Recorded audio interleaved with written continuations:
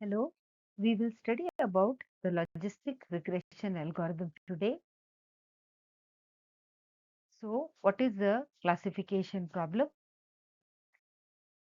We are given a set of inputs as in X, and we have corresponding labels Y. For example, for diabetes prediction, we may have the blood glucose level. So, you have the blood glucose levels along this column, and you have the diabetes, whether it is found or not. Okay, so y can take two values if we are talking about binary classification problem. So it is either we say yes, no, or we can have true, false. The nomenclature may vary. However, it means that we are trying to classify our data into any two classes. Or we may have, say, an observation and we want to classify it as a negative sentiment or positive sentiment. You have a text, maybe a small phrase, or you have a tweet, or whatever you want to classify. So given xi, the corresponding yi is also sometimes called the label. Like this is the label, yes, no, or true, false, and so on. We have adapted these slides from the notes of Professor Andrew Ng, as mentioned here. So logistic regression, we want to solve a binary classification problem, and we are now talking about the logistic regression algorithm. So for this binary classification, our Hx, we remember our Hx from linear regression as it was the summation of w wi xi, I ranging over all the samples. But here in the for the binary classification, we want our Hx not to take any value, but to be within 0 to 1. Okay, neither we want it to be larger than 1 nor smaller than 0, because we know y is either 0 or 1. True, false, yes, no, positive, negative, all can be modeled as 0, 1.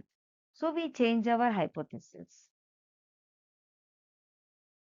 So we take this logistic function or the sigmoid function, which is given as hx is the g, or this is the sigmoid. Sometimes we use this simple of this the wtx, or sometimes we may also use this theta tx, is 1 by 1 plus e to the power minus theta tx, or simply gz is 1 by 1 plus e to the power minus z.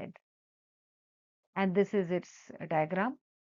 We can see that at 0, this comes to 0.5, and if the z values is below 0, then we have these values fall down and slowly it approaches 0 on this side, on the left side, and here it approaches 1. So gz tends towards 1 as z goes towards positive infinity, this side, and it tends towards 0 when it is negative infinity. Oh, so this is 0, this is 1. So it is squashed between 0 to 1. And these are our the weighted inputs. This is our bias input. This just recap. So why this logistic function? Because of this useful property of this derivative. The derivative of gz comes out to be as simple as gz into 1 minus gz. We can work it out and solve. So this is another added advantage of using this logistic function. Now, so we have decided that we are using the logistic function to model our binary classification. So how to fit the parameters? So as we know, this is a probabilistic classifier, and we want to learn the probability that uh, certain data belongs to a class. So we will assume that py equal to 1 for a given x and parameterized by the weights w is equal to the hypothesis hwx, and py equal to 0 again for the same x and parameterized by w is equal to 1 minus hwx. Only two values, so hx and hwx. And we can combine these two and write it in this manner. Okay, we have so hwx with the y and 1 minus hwx with the 1 minus y. Okay.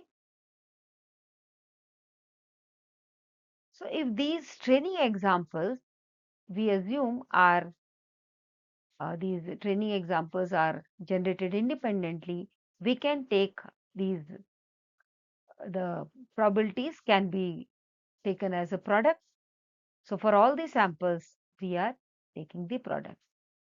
So we write down our probability as the ith sample, sorry, this one, and this xi, yi.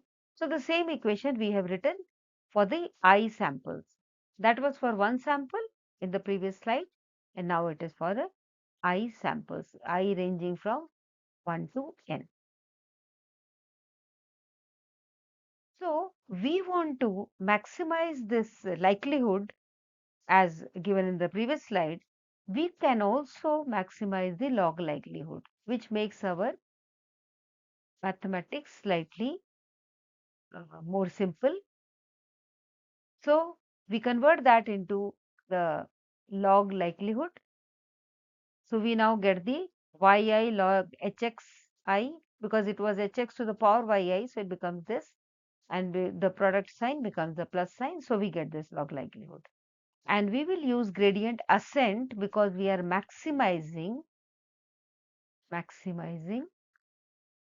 the likelihood.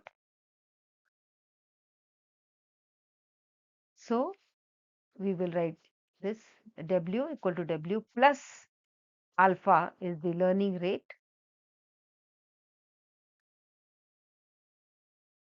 and the derivative of this log likelihood. Okay. And the positive sign, because we have the maximizing the log likelihood.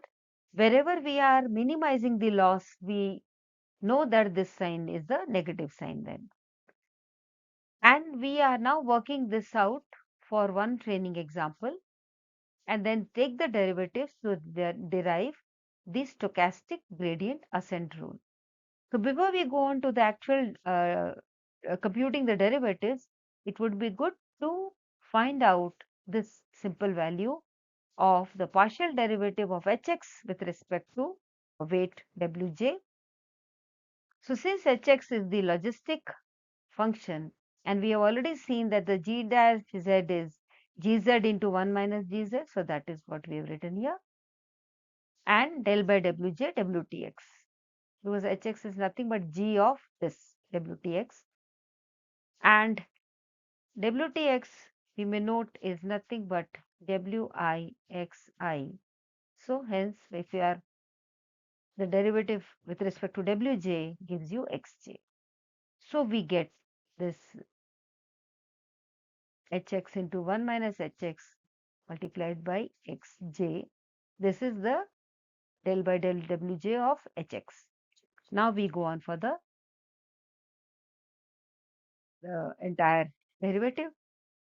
So we take the partial derivative of lw, the entire all components, and we go on substituting the using this value as well, and what we get is this.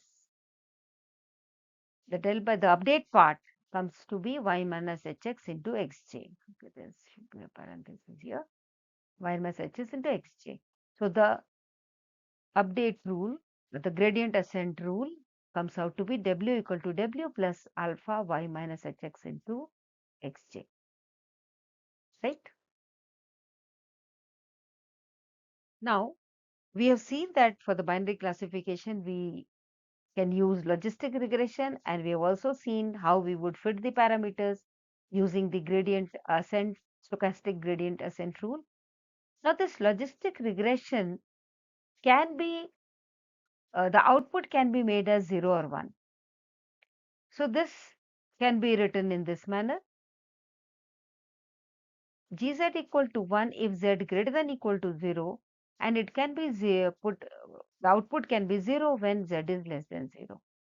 So we wanted to make a binary classification model, and this is what we are able to do by making the logistic regression to output 0 or 1. So it now acts as a binary classifier. So I hope this video gives you a fairly good view of the logistic regression uh, algorithm, the working of it, how the gradient ascent rule is derived, and how it can also work as a binary classification model. So thank you. Thanks for watching.